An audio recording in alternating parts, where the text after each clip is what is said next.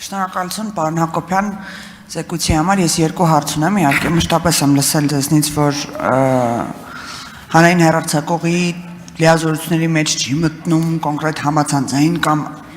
ընդհանուր մուլտիպլեքսում տարածվող բոլոր նյութերի վերահսկողությունը,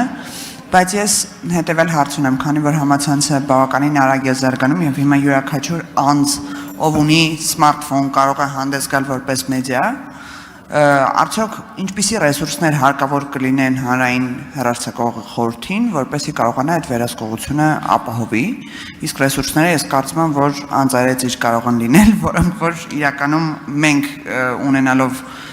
թեկուզ մոնիթորինգային կառույցներ չենք հասցնում այդ ամբողջը վերահսկել։ Երկրորդ հարցս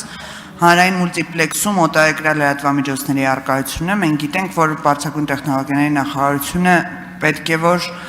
ունենա ռազմավարություն հետագայում ընդհանրապես ոչ մի օտարերկրյա լրատվամիջոցի առկայությունը հանրային մուլտիպլեքսում չլինի, ու էական չի դա, որ երկիրն է, միայն լինի Հայաստանի ներկայացվածությունը, դրանով կարծում եմ ձեր երկրորդ բարձրացած խնդիրը կարող է լուծված համարել։ Այս հարցերը հետո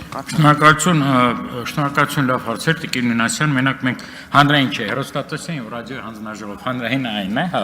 Տեսեք, վերահսկումը տարբեր կարող լինի, ինքը կոշտ վերահսկում չենք կարող անել, այս ահռելի տեղեկատվական հոսքերը նույնիսկ հնարավոր չի, նույնիսկ շատ խոշոր պետությունները դա չեն կարողանում անել, շատ հստակ մոտեցում կա, վերահսկվում են ոչ թե մոնիտորինգի միջոցով, ինչը բավականին դժվար է եւ դրա համար մեծ ռեսուրսներ են պետք, այն բողոքների հիման վրա, ինչը Հայաստանում չի աշխատում շատ ժամանակ, մենք օրինակ այսպես կոչված կարմիր կոճակ ենք տեղադրել մեր կայքում, որ էջի վրա էլ որ մտնես այդ կարմիր բողոքի կոճակը կա, մենք կես տարի դա տեղադրել ենք on-line բողոքների համար, շատ ջուրին, բայց մենք ստացել ենք անցյալ տարի, հա, չէ, միջև մարտի 30-ը, եթե չեմ սխալվում, 6 դիմում, որոցից 4-ը մեզ չէր վերաբերելի չէր, այսինքն մարդիկ անտարբեր են, նրանք կարող են բողոքել սոցցանցերում, զանգել մեզ, բայց երբ որ ինչ-որ մի բան, հա, պիտի ջանք գործադրես, ես ինչ-որ բողոք հավաքես չկան, այնուամենայնիվ աշխարհում դա աշխատում է, մենք մեր հաշվարկներով Հայաստանում ունենք մոտ 40 ես նույնիսկ կարող եմ ուղարկել հետաքրքրողներին այդ ցանկը 40 հեռուստանման հարթակներ համացանցում, որոնք իսկապես հեռուստատեսություն են։ Այնտեղ բավականին հետաքրքիր չափորոշիչներ կան, խմբագրական քաղաքականություն են, թե չէ, օրական ինչքան են նրանք օրինակ հեռարձակվում, հաղորդավարներ ունեն, թե չէ, հստակ հաղորդացանք ունեն, թե չէ, եւ մենք ունենք մոտ 40 այդպիսի հեռուստատեսություններ։ Օրինակի համար Factor, Para-TV, հա, այդպիսի բոլորը դրանց մասին գիտեն, բոլորը նայում են, բայց բոլորը վերահսկողությունից դուրս են, եւ այդ անհավասար պայմանները առաջինը թույլատնում է մուլտիպլեքսի բաներին, հա, հեռարձակողներին, երկրորդը արտոնություններ է տալիս այդ համացանցային հեռուստաընկերություններին 40-ը կարող է լինի 35-45, դա մենք ընդհանրապես որպես նախագիծ ենք ուզում ներկայացնենք, 40 հեռարձակողի վերահսկելը այդքան էլ դժվար չի, եւ ամսական 2-3 օր նույնիսկ եթե մեր անձնակազմում նայի եւ սխալների դեպքում մենք կարող ենք իրանց պատժել, այսինքն մեծ ռեսուրսներ այդ վերահսկողության համար հարկավոր չի։ Արձագանք Ստեղի մոտ հարցակեց հեռուստատեսության եւ ռադիոյի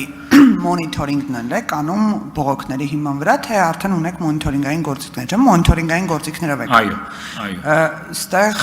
հարցը հետեւյալն է, իհարկե կան լրատվամիջոցներ, որոնք հենց որպես լրատվամիջոց էլ հանդես են գալիս ու ձեր ասած հեռուստատեսային մոդել ունեն, բայց ես տեղյակ եմ, որ մենք ունենք նույն YouTube-յան ալիքներում ուղղակի անձինք, որոնք շատ ավելի շատ դիտումներ ունեն, քան օրինակ որևիցե լրատվամիջոց մեր